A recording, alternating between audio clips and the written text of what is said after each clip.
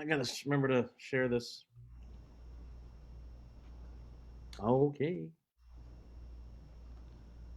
Hey, Nancy, Huh? I think we're live. Already? I think we're live. Or no, maybe this is still rehearsal. So if you're watching this, this is still no, we're live. We are live on Facebook, and I am going to just make sure that it's on our page. Wow, there it is. Oh no, I'm on the. I think we're live. I'm on the Already? wrong page. I think we're live. Or no, maybe this is. Okay, share. I'm going to share it to my page. Yeah, I'm gonna do that too, folks. Hang on. We're gonna just. Did you share it?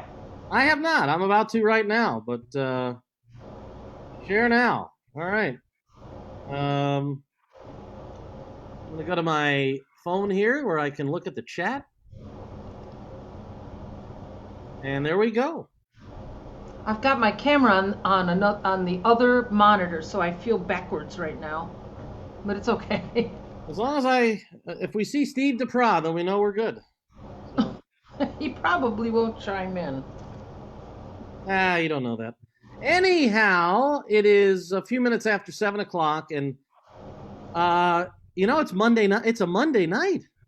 I know. And also the Democratic convention is on, but they're not going to have anybody speaking till 9 o'clock. But doesn't matter. People can come back and watch us. Just so people know, we will, again, we are going to wrap up by 8:30. Even though the gentleman we're going to have on, of course, could talk for hours and hours, as can you and I. But we understand that the DNC is tonight. I believe Michelle Obama is speaking tonight.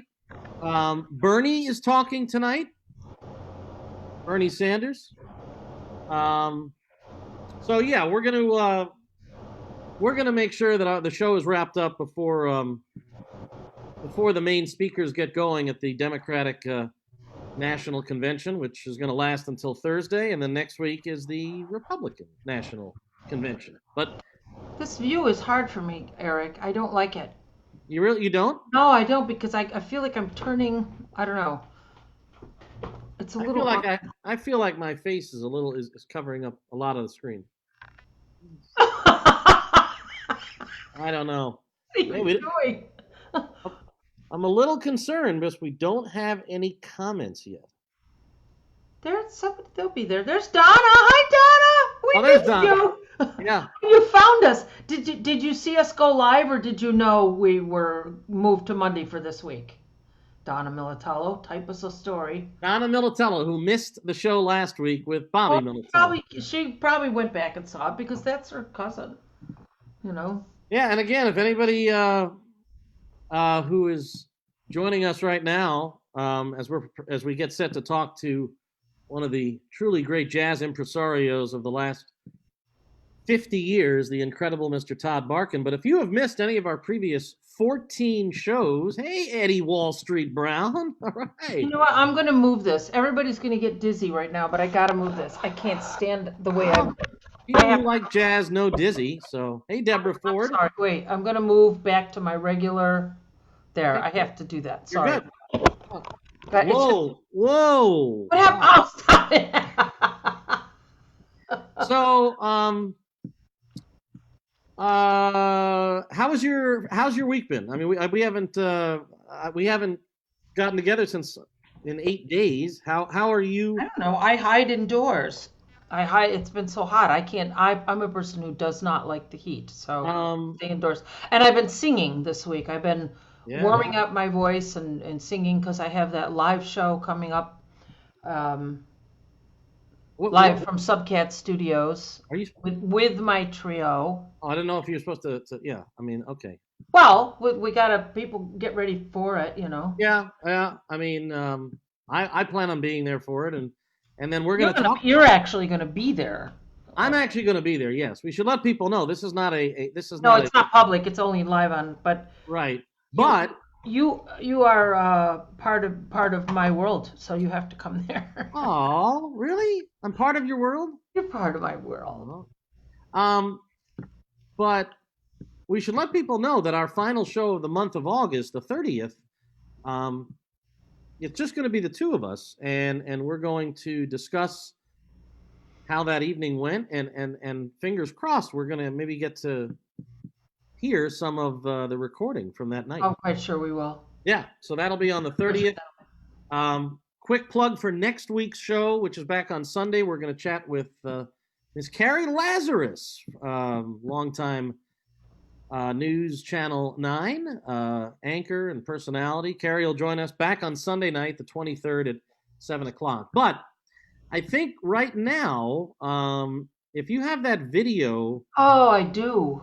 Queued up, I think this is going to be a nice lead-in to our guest. Why don't you tell the people a little bit about this? About the video that we're about to see? Or about our guest? Yeah, about our guest. Well, again, our guest tonight is... I mean, first of all, he's an NEA Jazz Master, National Endowment for the Arts Jazz Master. That is the highest honor given to somebody in the jazz world. And he was bestowed that honor 2 years ago. And in fact, he was in the same class, I believe, as Pat Metheny and Joanne Burkeen. He's owned... Sheila Jordan, yeah. I mean, again, if you look at the list of jazz masters over the years, I mean, he is in elite company. Has this come up yet? Do you see? Oh, here we go. I do indeed. So yeah. One other thing about Todd, again, he started the original Keystone Korner Jazz Club in San Francisco. He's been affiliated with. Sorry, dear. That's okay.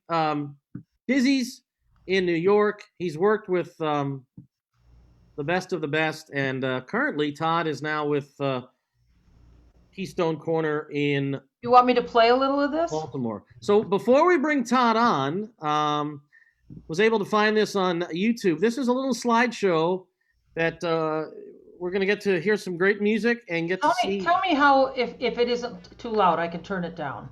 Okay? All right.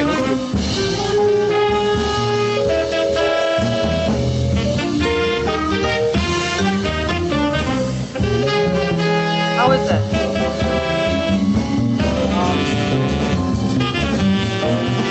Maybe turn it down just a bit.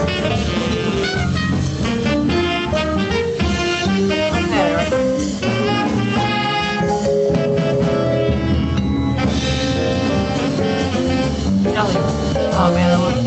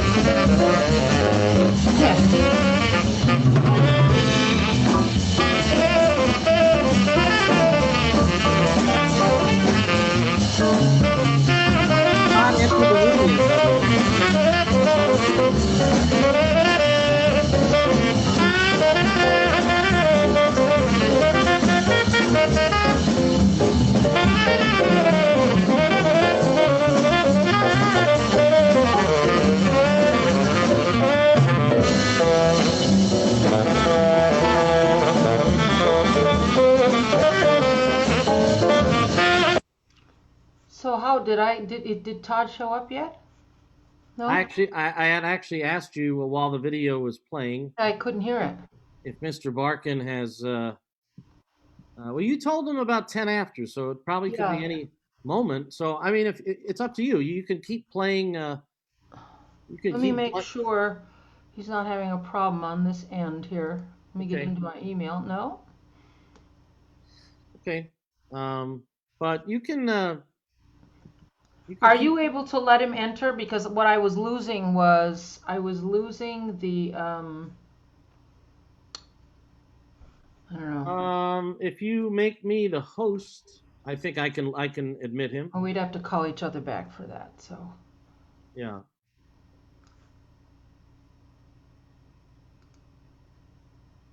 Again, I want to let people know who are in the chat that if perhaps you want to throw out a question to Todd when we bring him on, feel free to put it in the chat, and if we can, we'll try to ask him. So you want to just play a little more of this sure retrospective, and then when you see Todd.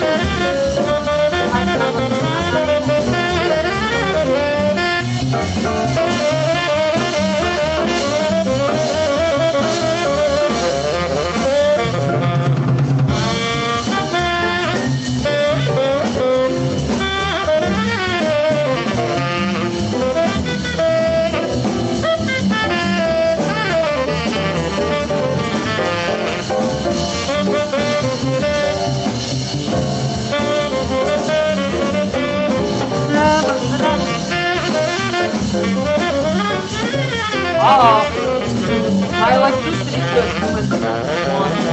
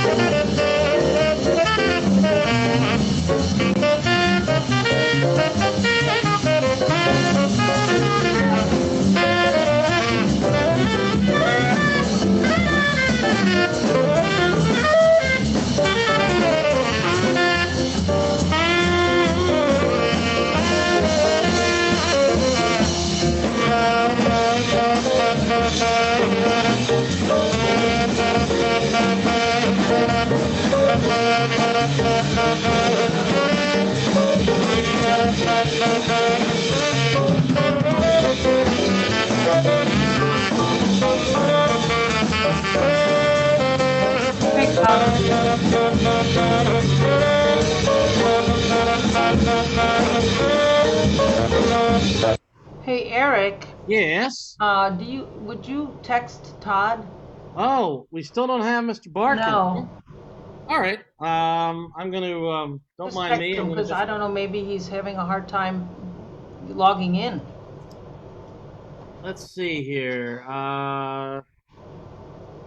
Mr. Barkan.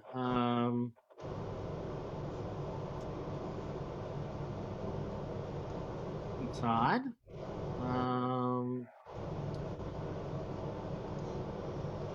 It's possible. By the way, if you want, as a way to kill time, feel free to. You want to sing a little stormy weather? Because oh my gosh, you should see the storm. There's a huge storm that just came over the bay here. I mean, huge. And my electricity, just. Yeah, when we were doing our little pre-show, we heard some loud claps of thunder. All right, so I just texted Todd, and we'll just riff a little bit until. When are you going down home to see your family? Hang on one sec. I'll be going home in about a month for the Jewish holidays. A month from. Just got the text back. Yes, going on now. So that means that it should be any moment that. And again, this is a very busy man, so again, he might have been running a little bit behind. So if he's clicking the link, then he should be in our waiting room in a matter of moments. You asked me when I'm going home, though. I'll be home to see my parents for the first time the weekend of the 19th. You mean the first time since COVID? Another text from Todd coming in. First time since Thanksgiving. Yeah. Yeah, I was supposed to go home for Passover. I was hoping to see my dad for Father's Day. Is he in? Oh, he is. All right. Well, people don't want to hear me anymore. It's about time we bring in. Oh my goodness, I've been looking forward to this show. Oh, me too.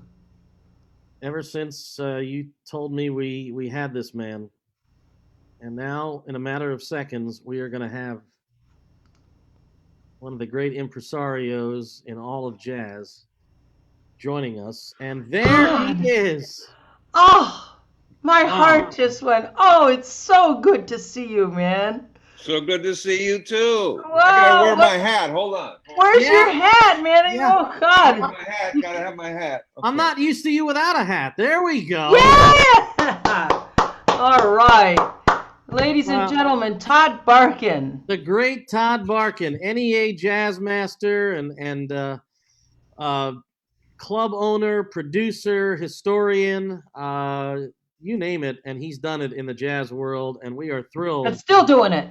Still doing it. Still doing it, man. Despite these difficult times, and as people we were just talking to Lou Barkan. He's going to be playing here this weekend. Are you at the club? Well, I live in the same building as the club. That's nice. Oh, that's That's nice. So that's a short commute. Yeah, back in the day, that would be very helpful for some of us.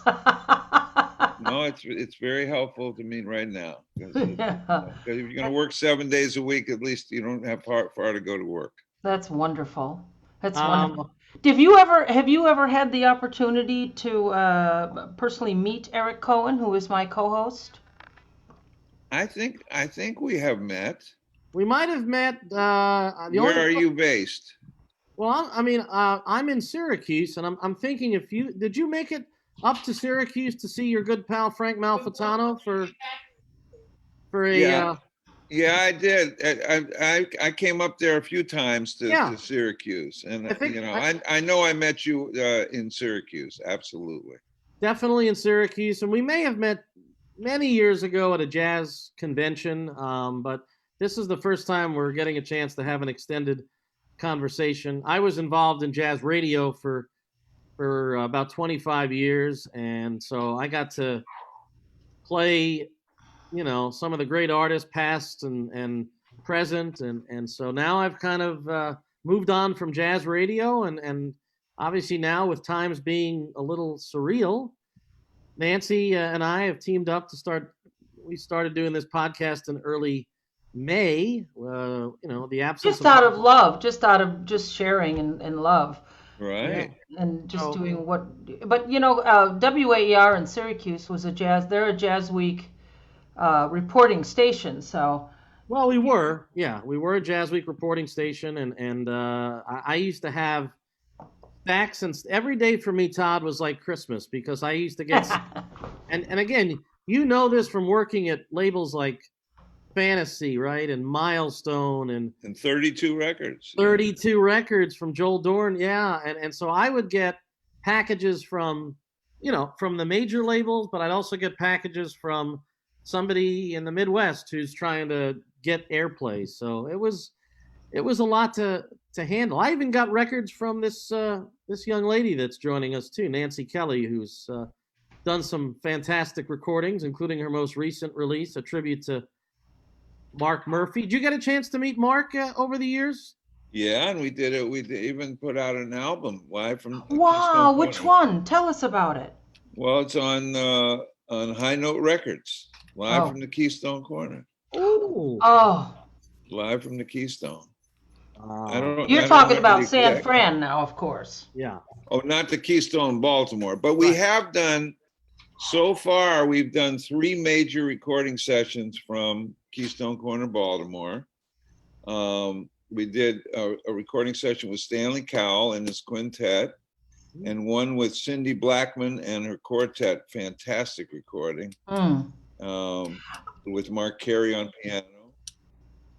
And then we did a great record with Eddie Palmieri and his Afro-Caribbean Jazz Sextet, Latin Jazz Sextet. So I heard a live stream from three your major place. sessions, and we. Yeah, I was just gonna say I heard a live stream from your place, and the sound was smoking, man. It was great.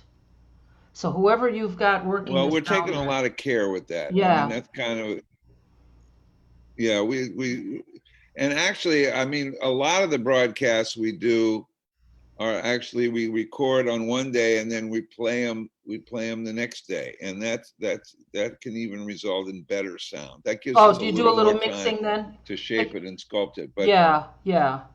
Either way, the sound is excellent. But when we have a day or so, then you get extra. It gets extra good, you know. Because for me, that's one of the hazards of this whole internet world and the cybernet is that sometimes the sound gets lost in the shuffle. You know, sometimes the sound, the synchronization of the sound and the sound itself, and sound is so important for what we do as in our profession, all of us, as whether we're hosts on radio stations or producers of the music or the artists themselves, or sometimes a combination of all three. The sound is what our whole livelihood is centered around. We're sharing sound. That's our life. That's what Nancy does. That's what I do. That's what you do, Eric. I mean, we share sound and vibration, and it's so exhilarating to me. I mean, I opened up Keystone Korner on April 30th of 2019, and it was one of the most surreal experiences of my life to be opening up a jazz club again, with Ron Carter again in 2019.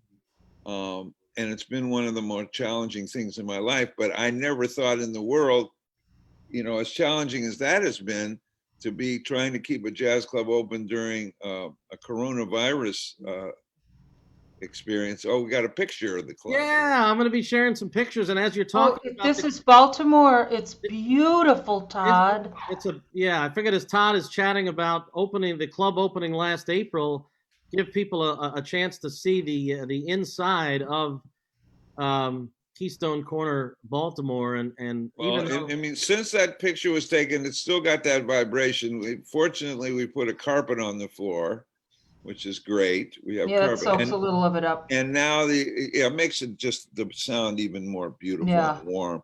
And it doesn't. It's more focused, but warmer and it just a lot less reverberation, and which is always good. When you can have a little more warm and dry sound, but still keep the warmth and the reverb. Yeah, because you don't want that slap. That slap is hard to no matter where you are, in the audience or on the bandstand. Right. Yeah. And then right now we only have about 25% of the seats you see now. Right. Because we're really strictly adhering to CDC guidelines. Sure. So, and there's some booths behind where you're looking at now, to the side and behind and to the far right, there are some booths, and those booths have plexiglass panels between. Wow.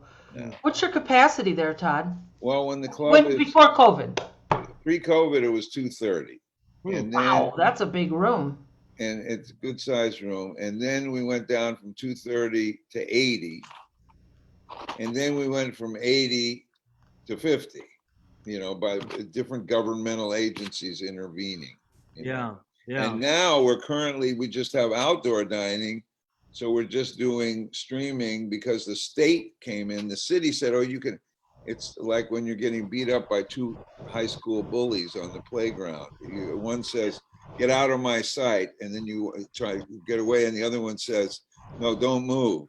Yeah. So you're caught between, and it's all in the interest of health and safety. I mean, I'm the biggest proponent of that there can be.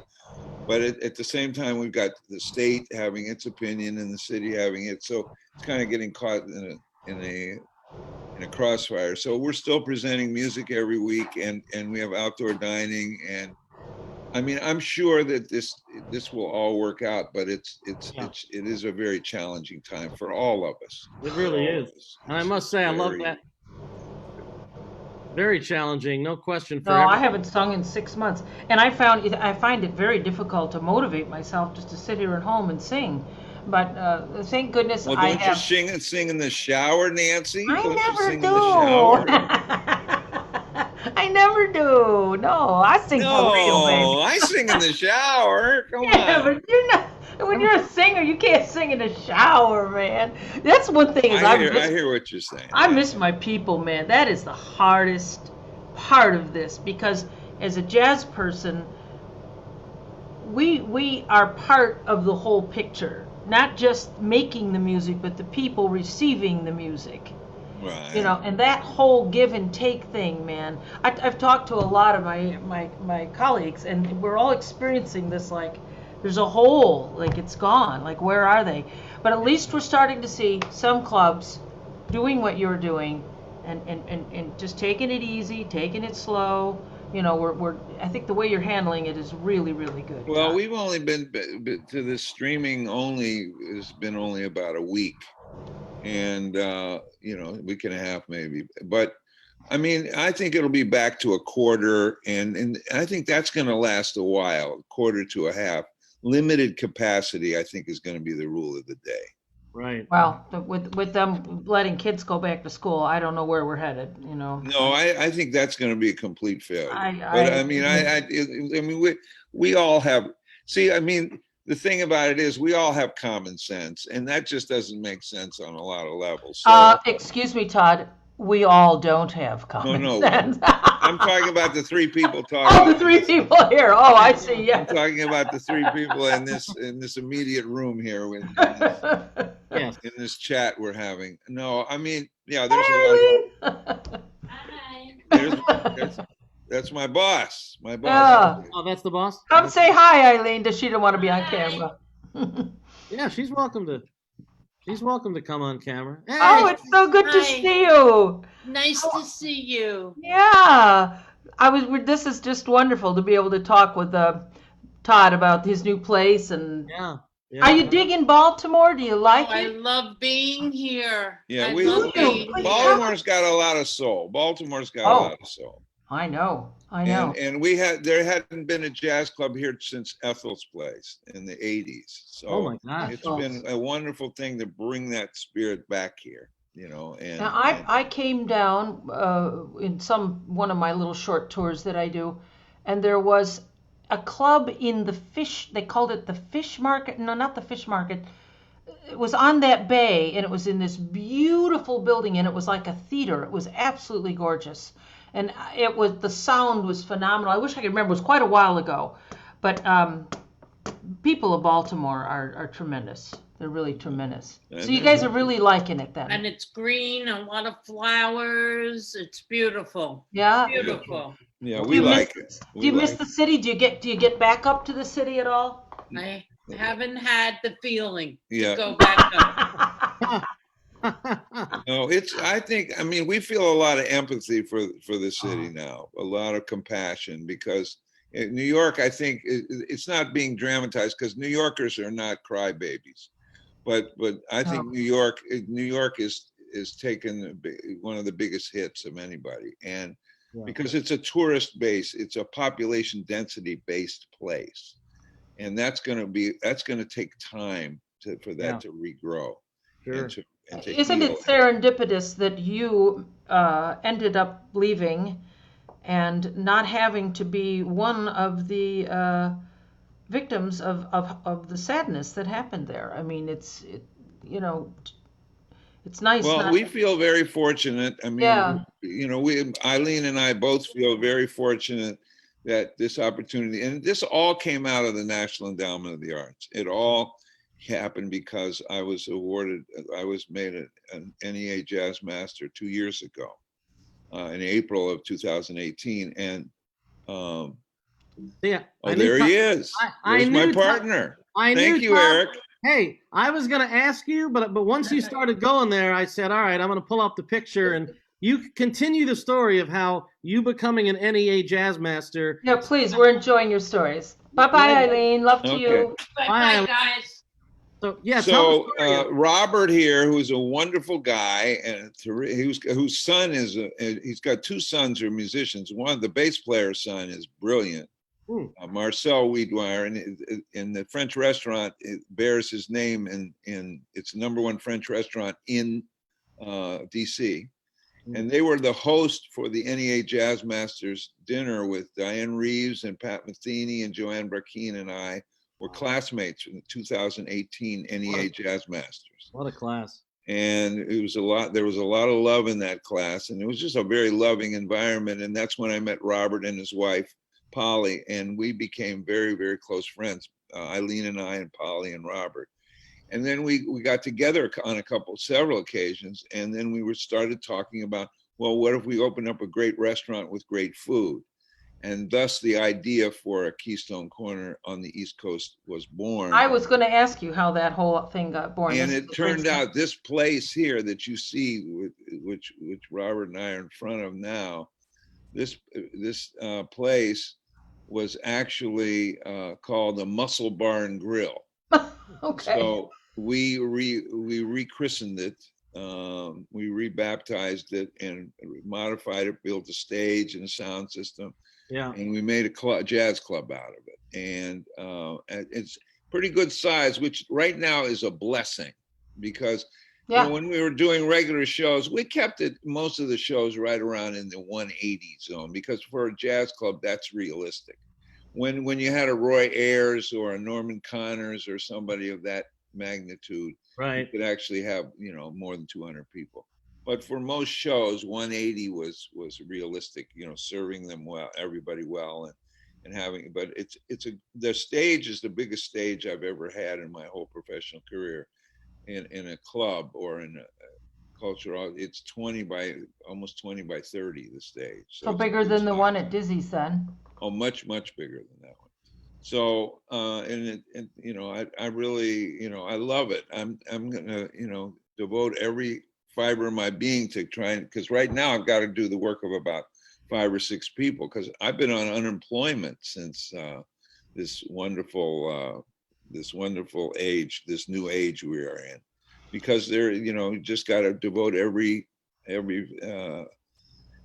of our time and energy to keeping it open, you know. Right. And it's going to be another 6 months, a year or more, of just the most difficult period for most of us, you know. Well, like I've said on a number of our previous shows, and I'll say it now, I do believe that whenever that time comes when live music returns to what we know live music is all about, again, especially that connection between the people on stage and the people in the audience, I think it's going to come back in a big way. It's going to take time before we get there, but when it comes back, I think you're hopefully going to see jazz clubs all over the country. And again, you guys are one of the first to be offering up live. They are.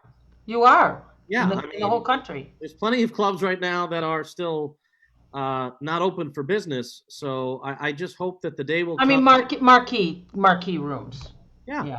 But I just hope, and hopefully you agree, that live music, and especially live jazz, because jazz is in all of our souls, will once we get past this dark time in our history, live music will come back stronger than ever, because it's that connection that right now we don't have. Live streaming is not the same as feeling it in the club. No, it's not the same as live music, being in the room with it.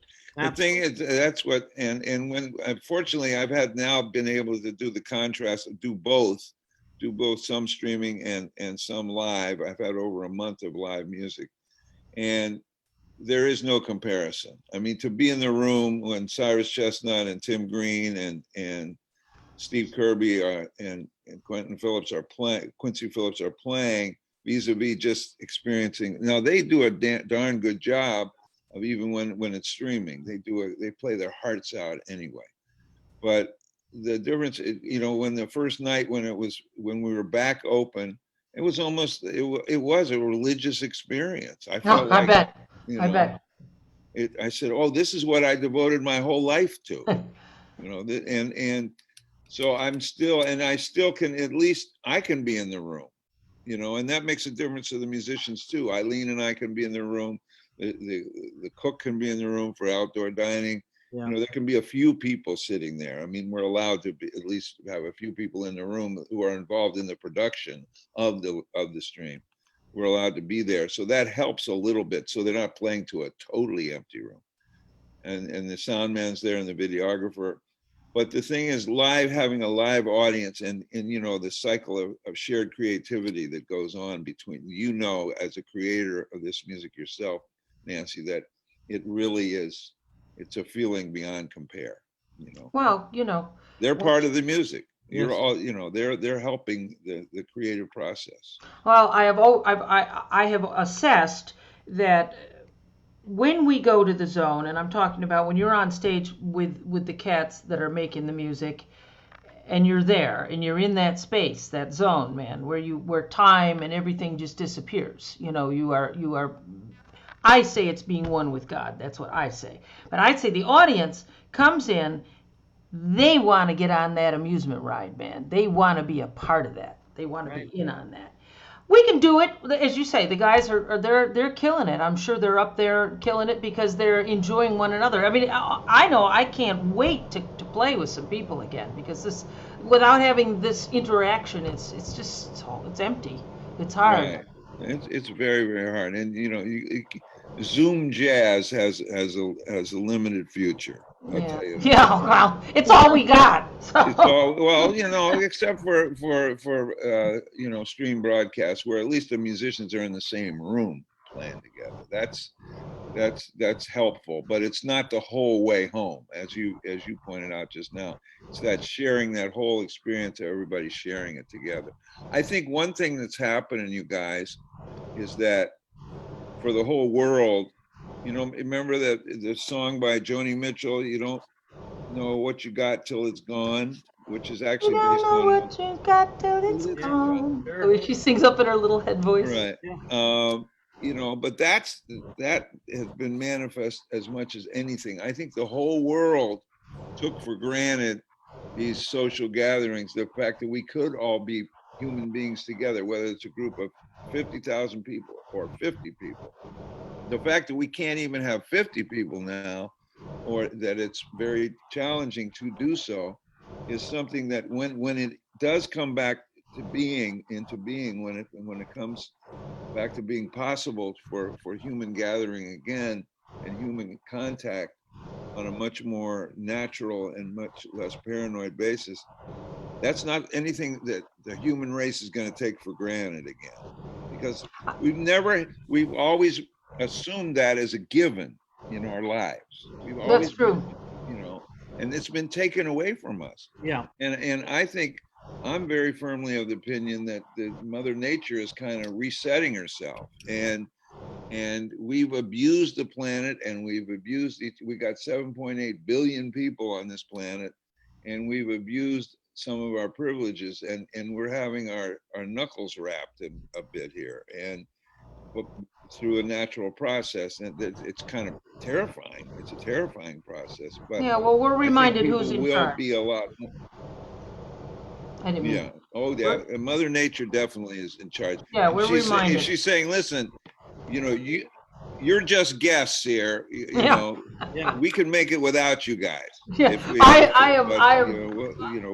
I can't stand people that think they're the top of the food chain. It makes me insane. It's like, nah, you aren't, man. And we're living through it right now. The truth of what's going on, But I agree with you. We got to do them. Go ahead, Todd. We have to do a much better job at sharing with each other and taking care of each other.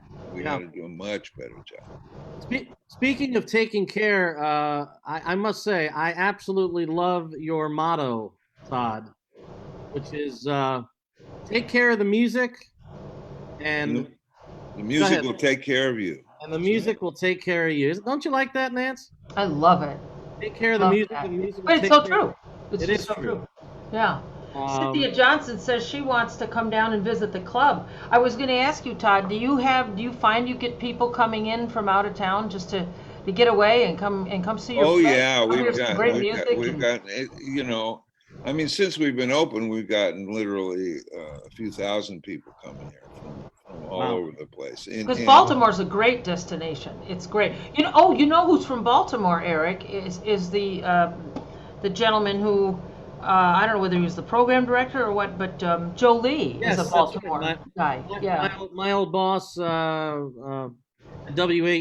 started his career at WEAA in Baltimore, and which is one of our major supporters here. Oh yeah, they've been very supportive of my recordings. They play my stuff all the time. Robert Shahid is the music director here, and he's wonderful. Yeah. He's going to be interviewing Lou Barkan on Thursday. But now, of course, all the interviews have to be on the phone. Yep.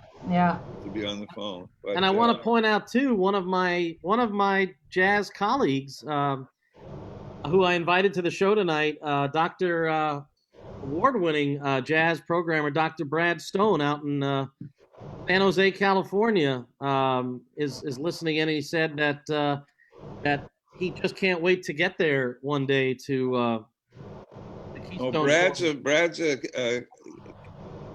card-carrying Keystone Korner guy. I know. He really is. I mean, he's been there, and from in my own professional journey, I mean, he's been supportive through the whole era of 32 records, and when I was doing recordings for Fantasy, Milestone. I mean, my whole professional career, Brad Stone's been right there. Great guy. Well, mutually respected in the jazz community. Nancy, do you want to let Todd know who just dropped into the room? Frank Malfitano just chimed in, and he goes, "Hey, Toddsy." That's my old roommate. Oh no! Could we hear more about that? We knew at some point Frank, a story about you and Frank as roomies was going to come up. So please divulge all you want.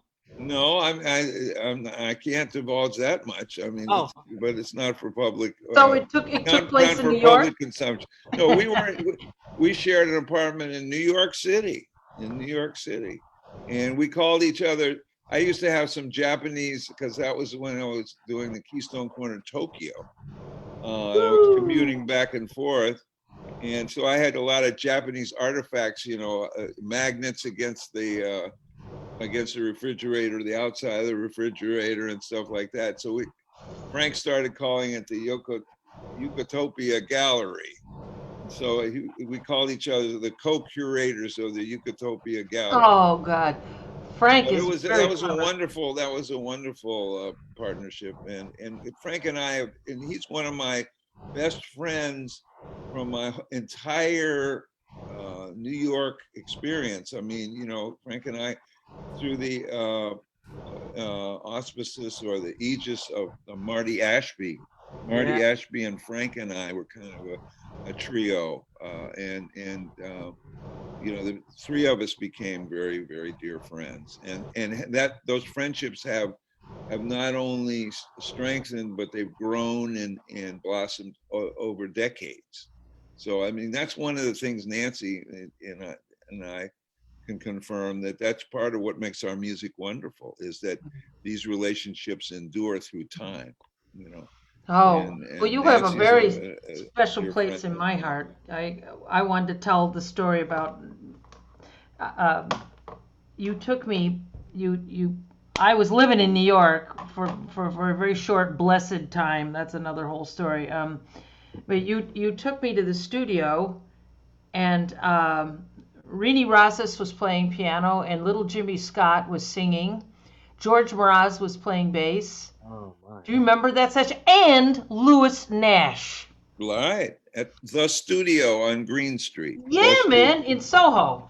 Right? Yeah. So you said, Nance, go on and just, you knew I was just in heaven, soaking it all up. And I can remember going in and sitting. I was nowhere to sit because I didn't want to bother them. But I sat just about under the piano. And when Marini started playing, I started crying. I just started crying.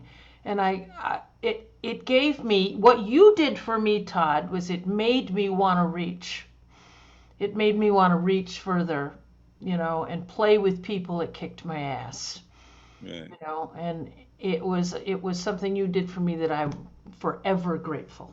That session was called, that album is called But Beautiful. And actually, I don't know if it happened while you were there or at another, because it was a 3-day session. But eventually Freddie Cole came in that same studio and just asked me if he could sit in on the record. What? Totally unplanned. Huh. And we wound up recording, and Jimmy was into the idea, so we wound up recording When You Wish Upon a Star with that band. And it's we figured out a place for Freddie to get a vocal microphone going, and we recorded When You Wish Upon a Star. It took about a half hour, and it's on that album. I got to go back and revisit that. Because you can actually go on YouTube and just go onto YouTube. I mean, one of our banes of our existence, but sometimes it's convenient. But it's on YouTube. When You Wish Upon a Star, Freddie Cole and Jimmy Scott, and it just really bowls me over every time I hear it. And I've got the CD here at home too. And Jimmy was he started to kind of lose control of his voice, but he never lost touch with his heart, ever.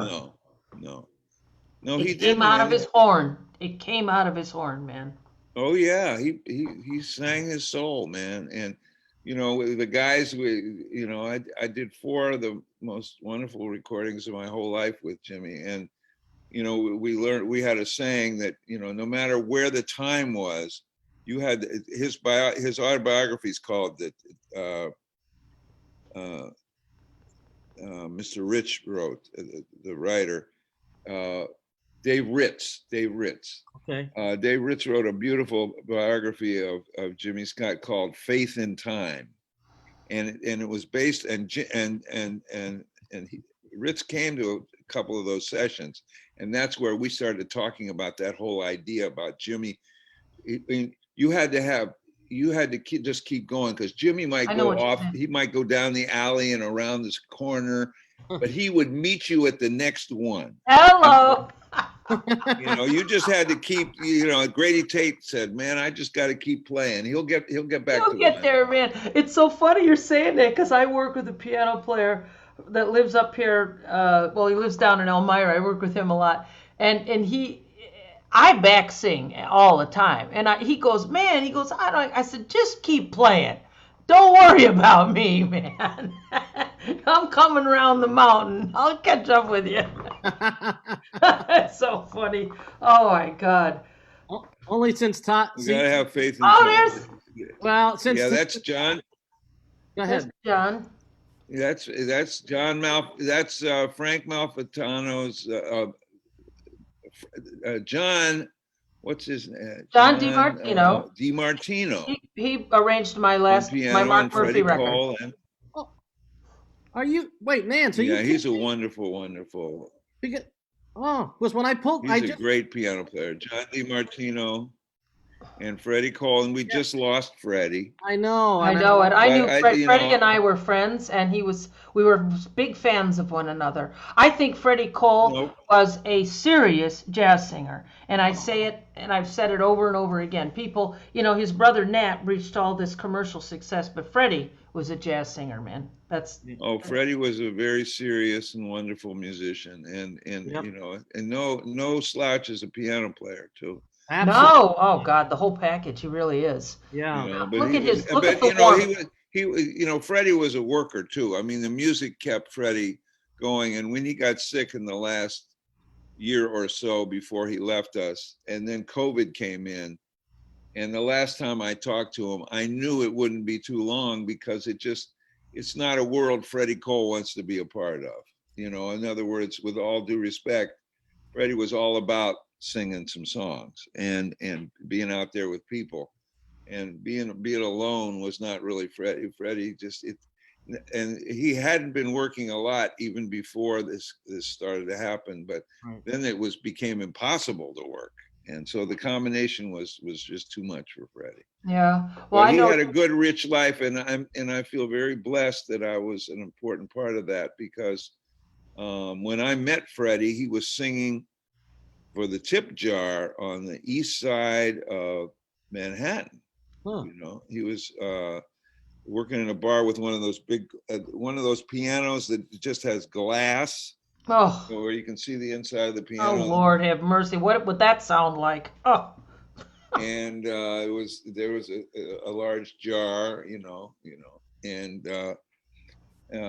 but then I got him a gig at Bradley's downtown, which was much more important than we knew at the time, because it was kind of a first step for him to get into the more serious jazz world that he belonged so deeply. That was really where he should. That's what I just said, and I'm glad you agree. Yeah. What's so weird, Nance, is that when I pulled that picture up, I pulled it up for Freddie, and not even realizing that the third person in that photo was John DeMartini. John arranged many of Freddie's most recent recordings. Yeah. Oh yeah. And he's, of course, as you know, because you've heard what he did with my record, Eric. So oh my gosh, he's a genius when he knows what goes where, and there's just no question about that. No, he's one of the real masters out here. He's a very serious fella, and a great colleague of ours, and he's still going to be an important part of this music going forward. He's done some really good work with your colleague Janice Siegel. Yes. And they do all the Latin stuff. It's beautiful. Yeah, and he loves that. NEA, the three. We had him up here, Eric. Were you at that concert? I wasn't. You missed. Oh yes. I believe I was. You and I should co-read this great. Yeah, there's a couple. Would you catch a couple of these for Todd? He'll appreciate these. Okay.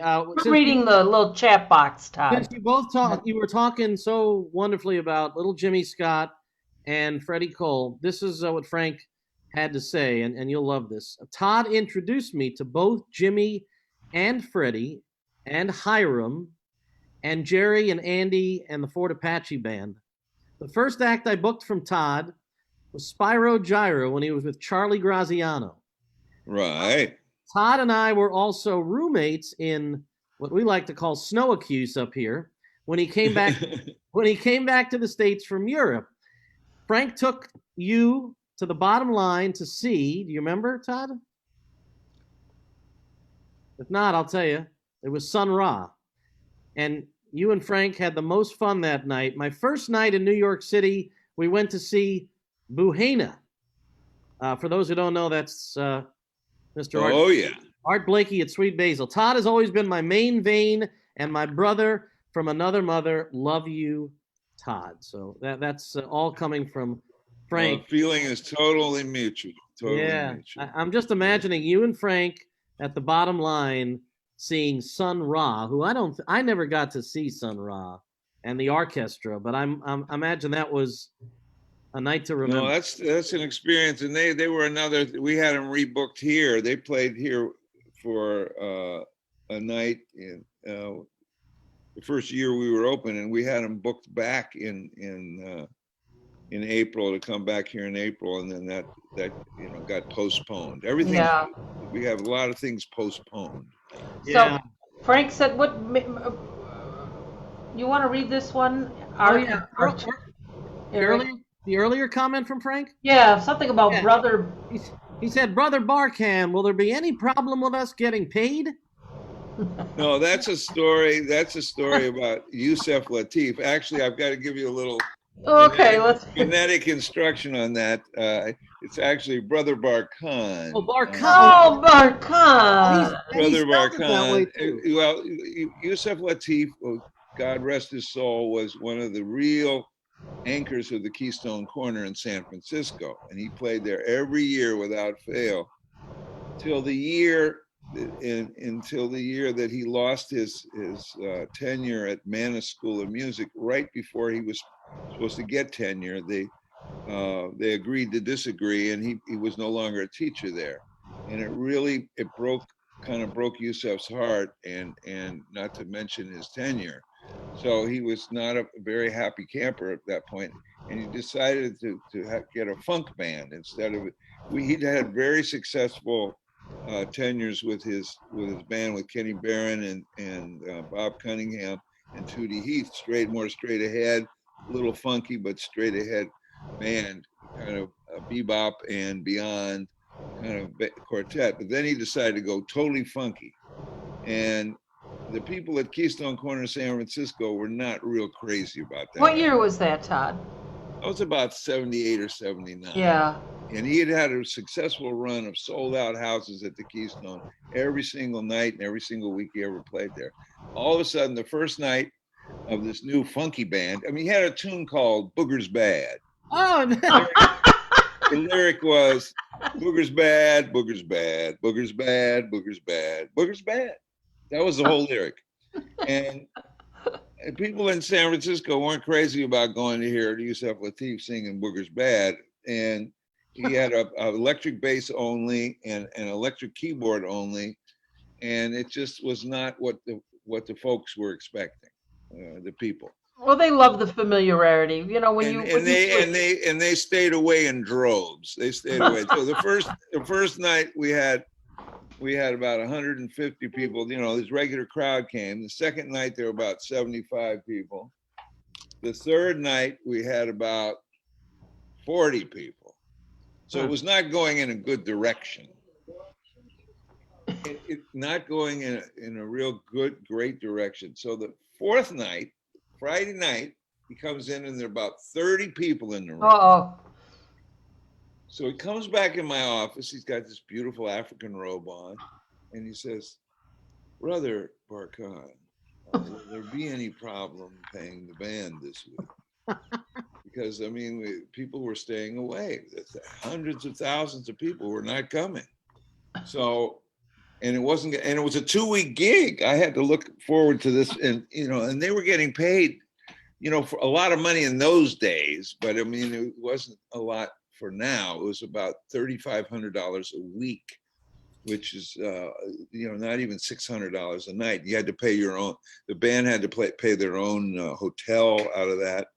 But it was a lot of money for Keystone, because tickets were at that time I think $5. And beers were still like $1.50, $2. I mean, it was nobody was making a lot of money at this business, right. Even when we were doing well. So I said, no, Brother Yusef, there won't be a problem as long as I sell my car. What did you say? I actually did sell. Oh, he just looked at me in astonishment. I mean, he said, okay. I mean, he couldn't question that.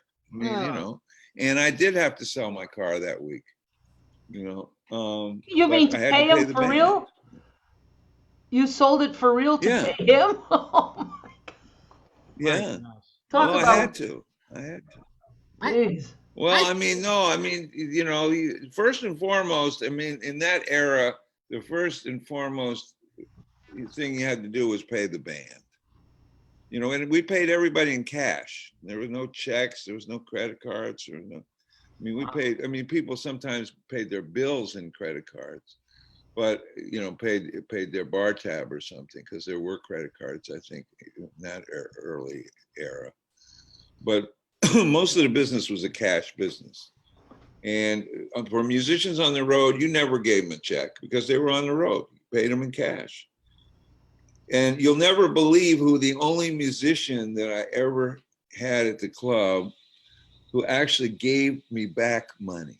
What? Come on. I can't. One musician, and he's a pretty famous guy. by the name of Miles Davis. Wow. Was the only musician who ever gave us back money. Now, I paid him a lot of money in 1974. Like he was getting like $10,000 for the week, which was a fortune then. And tickets were $10, big money. $10 is, and he sold out every show every night. So every seat in the house was sold. Every 2 shows a night. 2 shows, yep. 6 nights, 12 shows. So I mean, by Friday, we pretty much had paid the band guarantee. So like Saturday and Sunday would like pretty much belong to the house. And I finished paying him on Friday night, and on Sunday night, his roadie, who was Mtume, one of the Heath brothers' son. You've heard of Mtume, Heath. He's a pop producer and a conga player. He was the percussionist road manager for Miles's band at that time. Hands me back an envelope with $2,500 in it and said, Miles wants you to have this. You overpaid me, man. No, he just said, they had made a lot of money in South America, Japan, and they were doing this gig on the way home. And he said, this is Miles, and they were getting ready to do a recording. So, and he liked to hang out. He liked to play the Keystone. It was one of his homes away from home. So he said, no, he said, you need this to pay your rent, which was true. That was like 2 months rent, which he gave me back. So, because my rent was about $1,400 a month. Can you imagine that? Imagine that today. Yeah, that's what I'm saying. Yeah. So, it was a different era and a different time, but that's why you can't trust in a lot of these stereotypes that there are out here about different people being in different, what their true selves are like. Miles Davis had a tremendously compassionate and generous side. Well, I don't see how you could play like that without that. Oh, absolutely, Nancy. You're 1,000% correct with that statement. And you could never play the way Miles played without having that. And a lot of what people don't have to, don't take into account is the superficial accounts that have been made of Miles. I mean, and things that he said, and he said some sexist things, he said some racist things in his life and times. But a lot of that stuff, and he's been very standoffish and kind of snide and snarky at this moment and that moment. But a lot of that is a carapace, a shield, because he was a horribly shy individual. He was a very shy person. And a lot of that was a defense mechanism. He didn't want to show his real feelings. He was hiding behind that facade. That was part of his exterior facade. I spent I spent more time listening to music with Miles Davis than any person I probably ever known. And all he wanted to do was listen. The 2 people that I spent the most time listening to music with were Sarah Vaughan and Miles. And they were intense listeners. And you can tell it you can hear it in their music. They were listening on a very profound level. And they didn't really want to talk when they were listening. They wanted to just, hear it. I'm so glad you said that. Immerse themselves in the, Yeah. As I say, music always wins. If you put music on, I can't sit here and chit chat with you. I have to listen to the music. Oh God. It always takes over for me. Yeah. I mean, there's just so much to absorb. I know there's a particular CD, Nancy, that Mr. Barkan has, I'm sure, listened to on more than one occasion, and that's the picture I'm sharing right now. Well, I only listened to it. I played on it. Well, that's you're a step ahead of me, because if you could maybe talk a little bit about how Rahsaan Roland Kirk was not only a mentor to you, but this particular album, which you played on, really helped if I'm not mistaken, it really helped put the Keystone Korner San Francisco on the map. Is that accurate to say, Todd? Oh, that's 1,000% accurate. Yes. I mean, it really put us on the map. And Rahsaan, bless his soul, I mean, it was my mentor. I met Rahsaan going on traveling on a bus in Columbus, Ohio, going to a Columbus Jets game. And he was on the same bus. He was going to see his girlfriend by himself. He had a stick. He had this famous stick with him, which had a wheel on the end of it. And he had a bunch of stuff around his neck even then.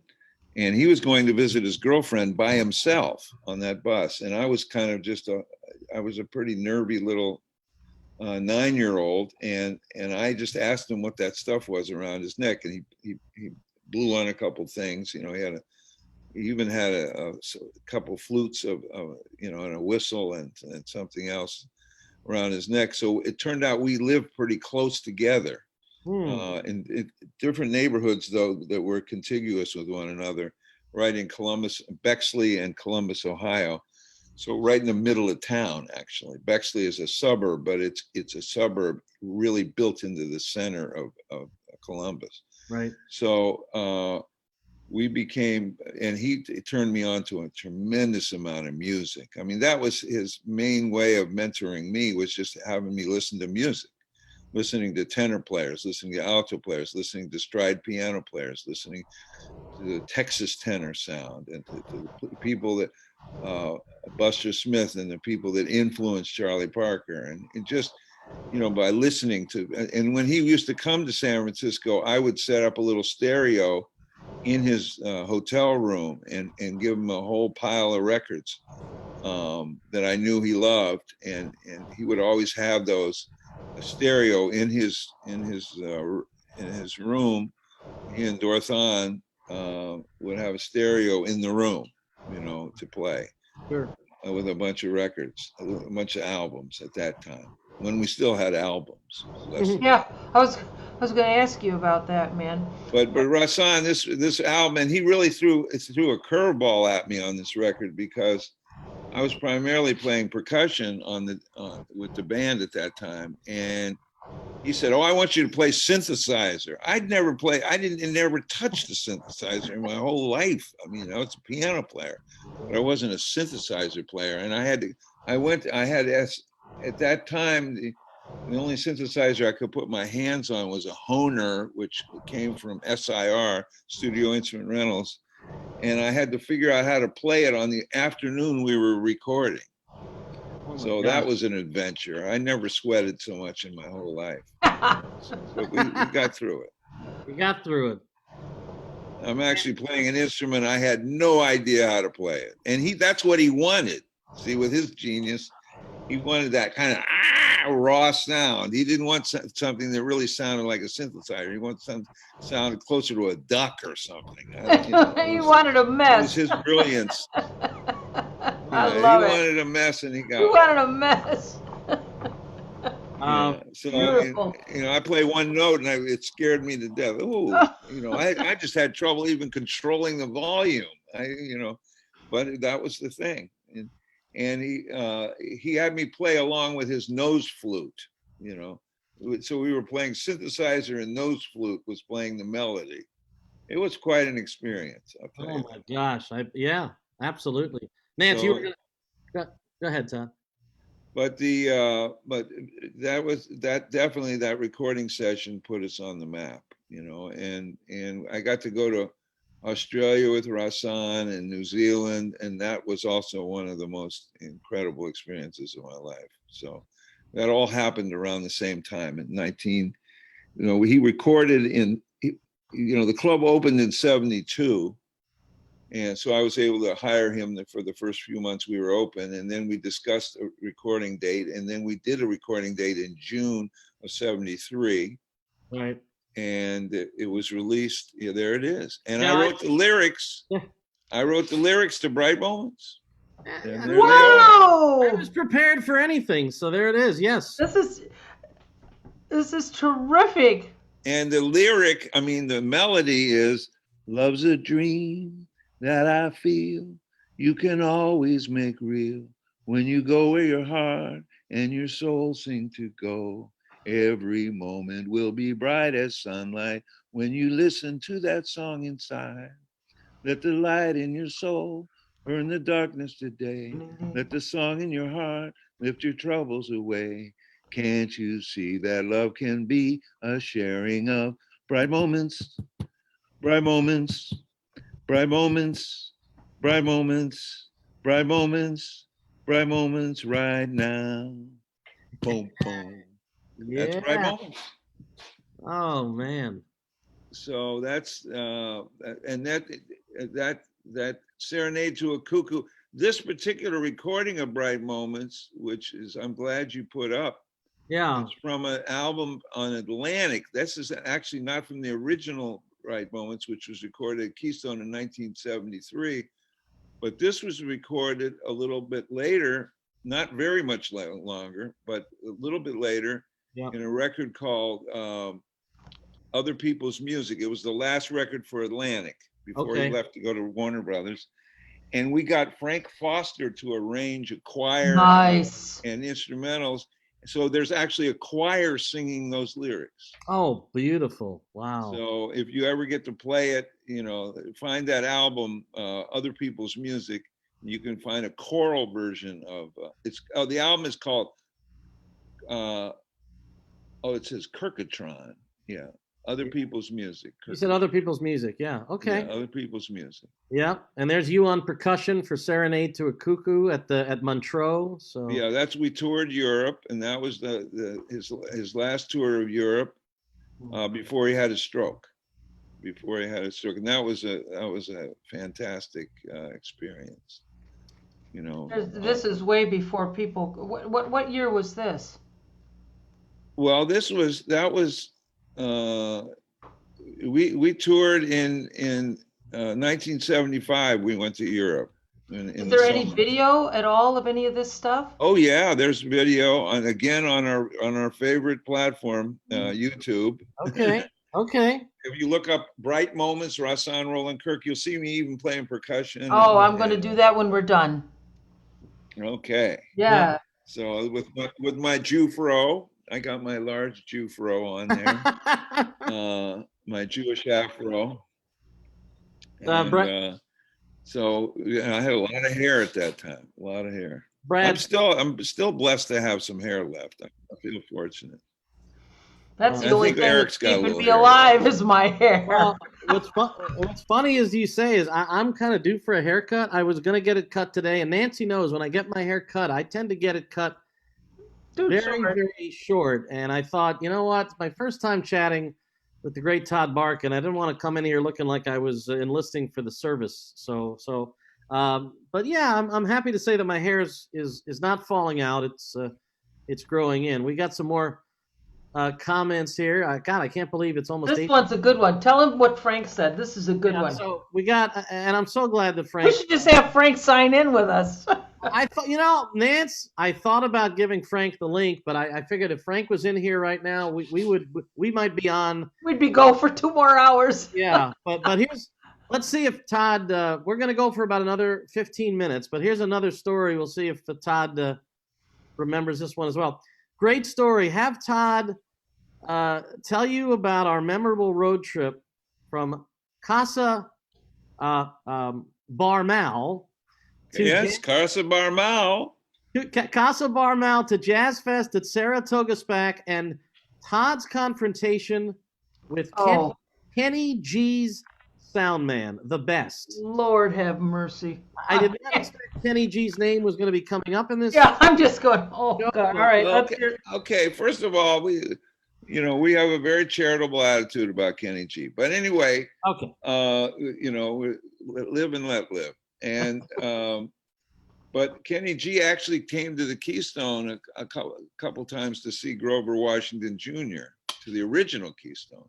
There you go. When he was when he was Goralnik, when he was right. Goralnik man. Yep. But at one time, Kenny G, I had a confrontation at that concert, and I got up. I don't know what possessed me, but I got up and yelled at the top of my lungs, turn the Go ahead. fucking. It's all right on no, say it, please. Yeah. Oh. Turn the fucking sound down. It's too fucking loud. I was so loud. Everybody in the entire hall heard it. I mean, it was just, and it was, to this day, I don't even know what possessed me. I wasn't making any reference to Kenny G. I'm making reference to dealing with sound men, because let me tell you something, man. It's difficult. It's difficult. And I just did 3 nights in New York not too long ago. And I don't know what planet this sound man came from. Me and the sax player were looking, the freaking bass was coming out of his monitor. And we're just looking at it. And I'm just trying to be a pro and just act like nothing's wrong, But we're all going, oh, man. The sound man can make or break what's going on with you up there. Well, it's kind of unnerving, and we've all experienced that, where we feel like the sound man is ruling our lives. Yeah. I mean, we all have to deal with that at one time or another. The thing is, when you're a singer, though, and the kind of singer I am, I deal with a million nuances of color in my voice. If I cannot hear what I'm doing, I can't do what I do. Where some people, they just play, they can ignore what's coming back at them. Right. But I can't, because I can't hear it. So it's a thing. And they see me coming from a mile away. I'll go, oh boy, here she comes. Well, no, they think that they're supposed to be dictating what it's supposed to sound like. Amen. And instead of serving the music, I mean, our job is to serve the music. I even feel that I just turned 74 years old. Oh, that's right! Happy birthday! Happy belated birthday! Just yes. a few days ago. Yeah. And this is Eric's birthday now too. This period, right? Aren't you in this era? My birthday. This is around your birthday time. So no, my birthday is 2 months away, and I'll be 2 months away. Okay. 2 months away. I'm going to enjoy the last year of my 40s. You baby boy. I don't feel like a baby. I really baby boy. Okay. But yeah, no, 74 though, but the music keeps you young though, doesn't it? I'm not far from you, Todd. I'm not far. The music does. You're not far from me? No, baby. You're just a few steps behind. Just a few steps behind. I'm 4 steps behind you. 4 steps behind. Just an addendum to the story. Frank has officially chimed in and said the quote was, "You're gonna hurt somebody." Frank, what a memory this guy's got. Thank you, Frank. Frank, my co-curator of the Eucatopia Gallery. All right. Yes. You're right. You're going to hurt somebody. That's exactly what I said. And I'm proud of it, too. I'm proud of it. All right. We got one last. When the sound is so loud that it actually affects your heart, and your organs, then you got to say something. You got to say something. It just was too loud. We got one last. We got one last comment that we want to pass on from your former roommate and your dear friend Frank Malfitano, who has been a guest on this program, and we hope to have Frank back on at some point. Yeah, we had a ball. Frank says, "I'm leaving so much out, but Todd, I just want to say one final thing, my brother.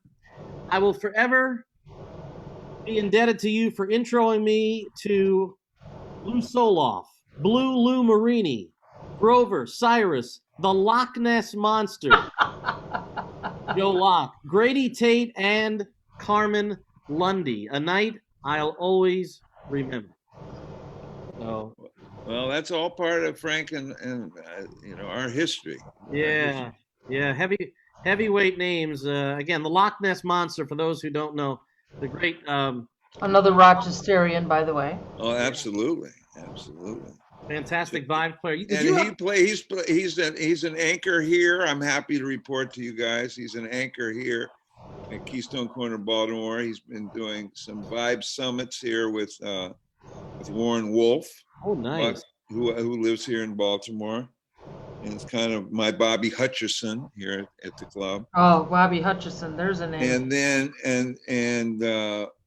so Joe Locke is definitely a part of the Keystone family, without a doubt.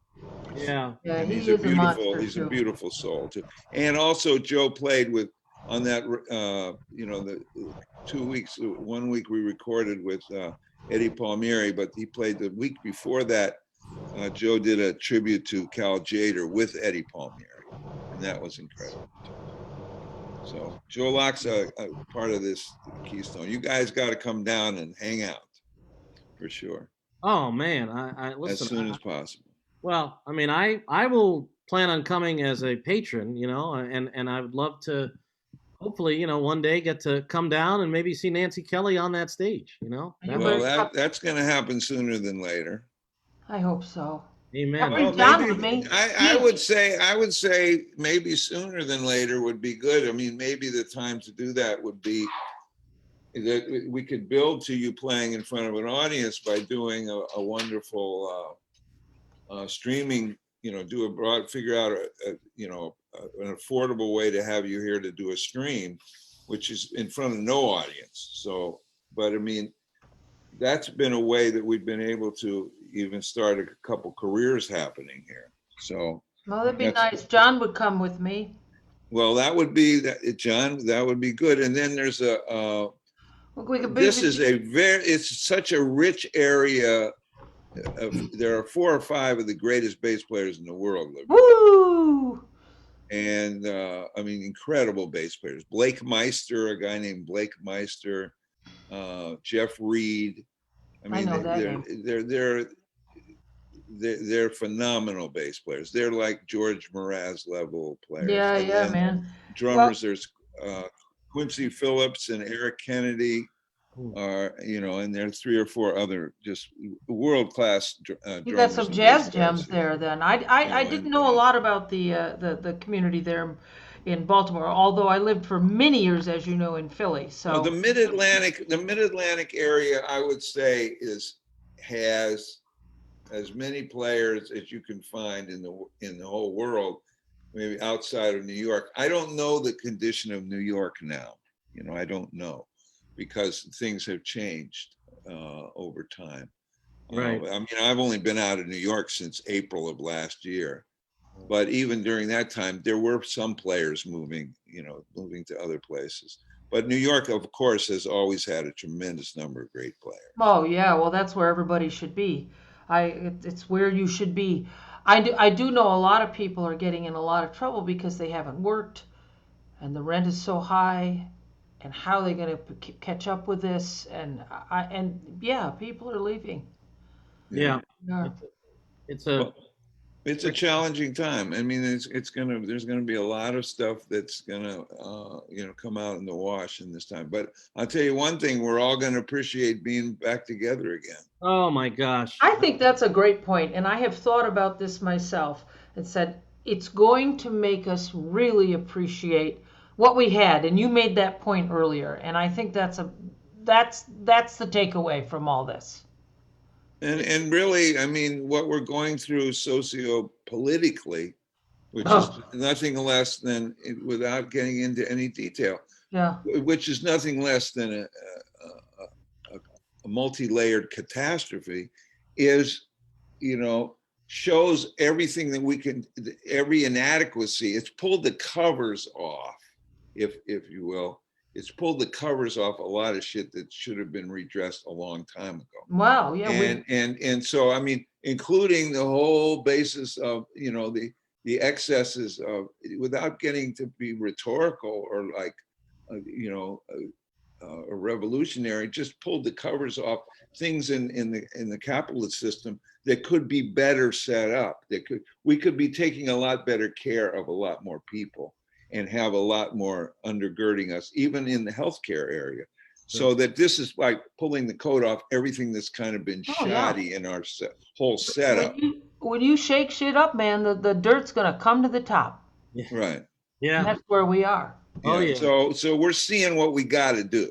We're seeing what we got to do, and you know, I don't know where that cover came with. There's a cover circulating now. It looks like Time magazine, and it says Time at the top of the magazine, and then it has a silhouette of a guy going through a door, and then just simply 2 words: to go. Time to go. And then there's somebody obviously walking out the door, and it's unmistakable who it is.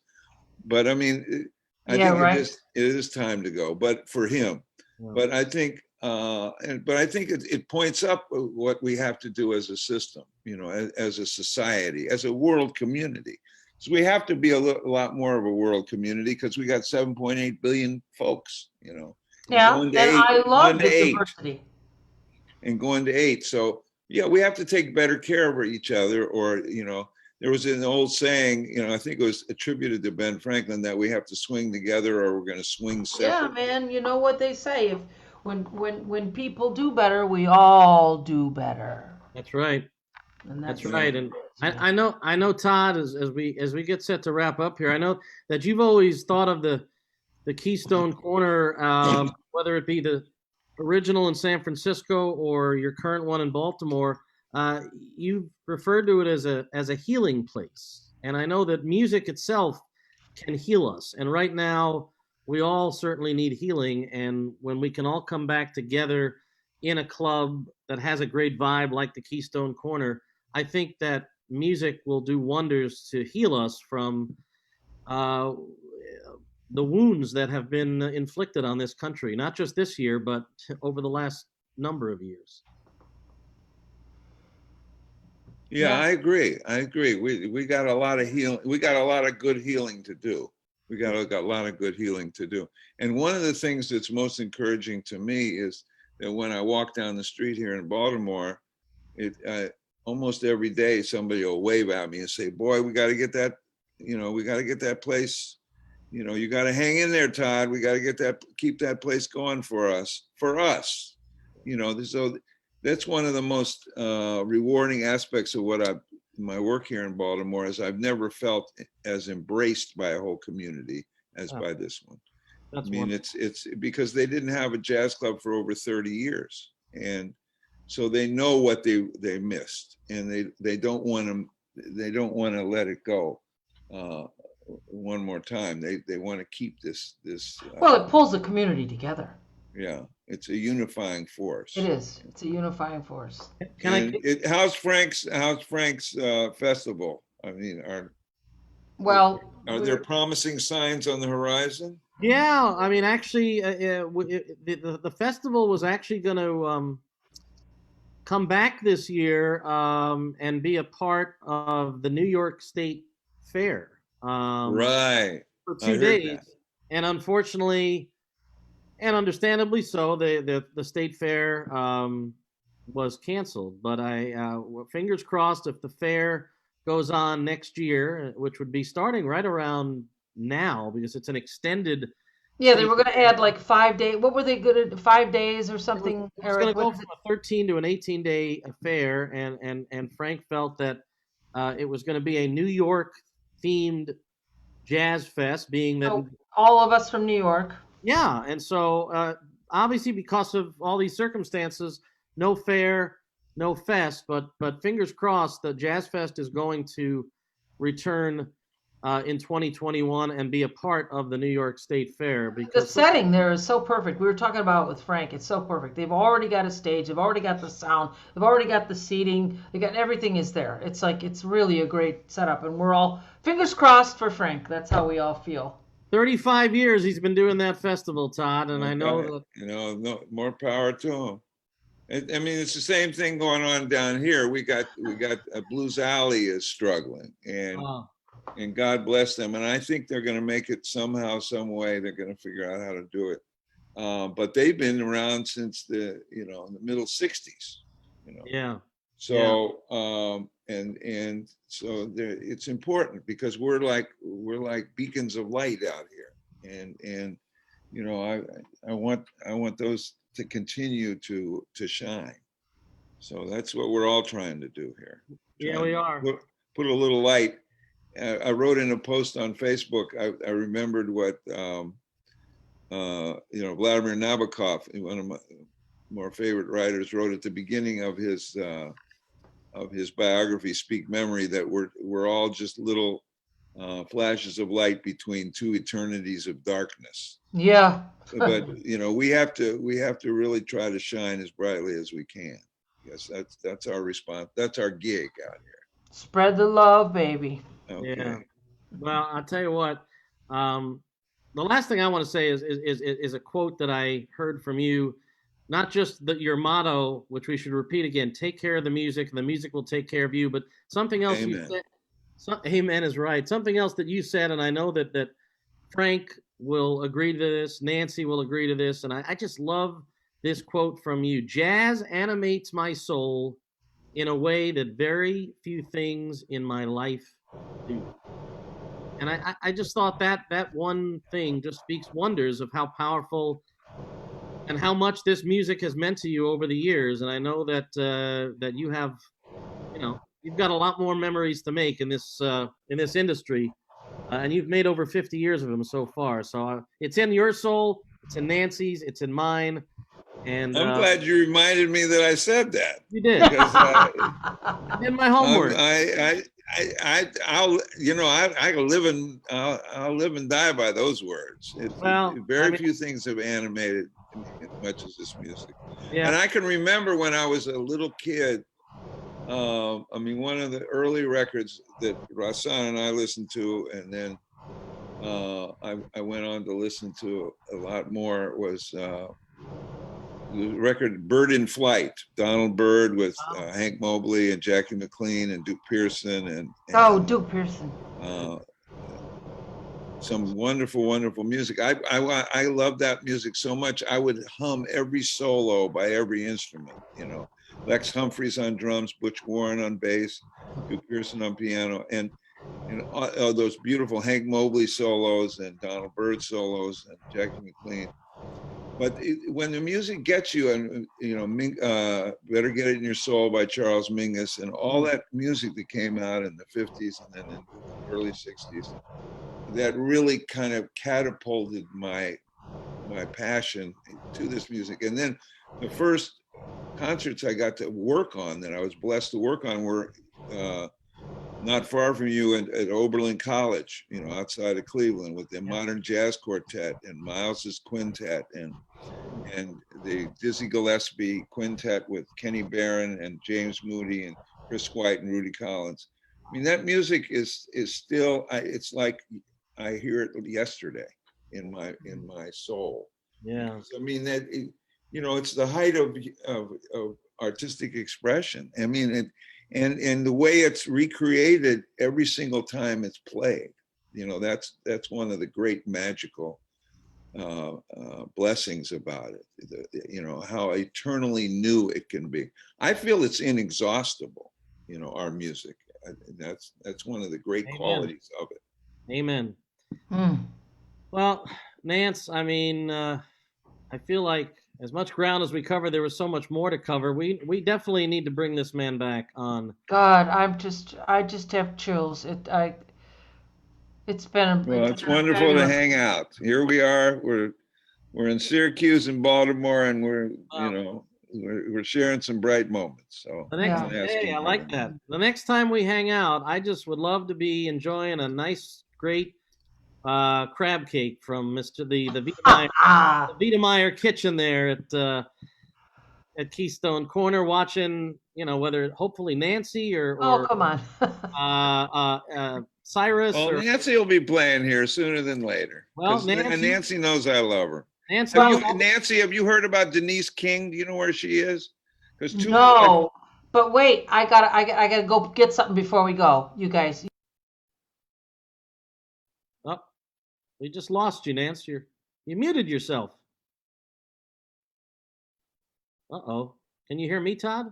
Yeah, I hear you perfectly well. Okay. I don't know. Somehow Nancy. Here I am. Wait. She's back. Wait, I have to show you what Todd gave me. Go ahead, please. Oh my. Women in Jazz from Dizzy's. Yeah. Coca-Cola. Yeah. That's right. Nancy, that was a historic, we had a whole month. A whole thing. Yeah. And we had like 200 women working in 1 month. Wow. Oh, God. Talk about trouble with sound men.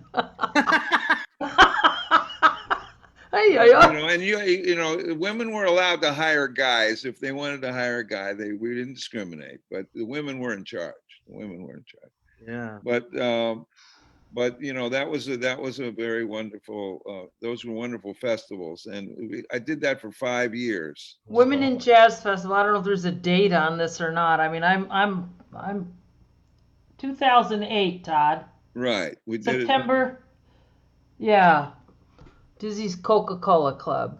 Right. It's very hip. Look at that. That was my baby. I know. And that's how you and I really met, I guess. I know, and we didn't get. I don't even know how we met. I would love to go into that whole story. I don't even know. Well, Frank might have had a role in that.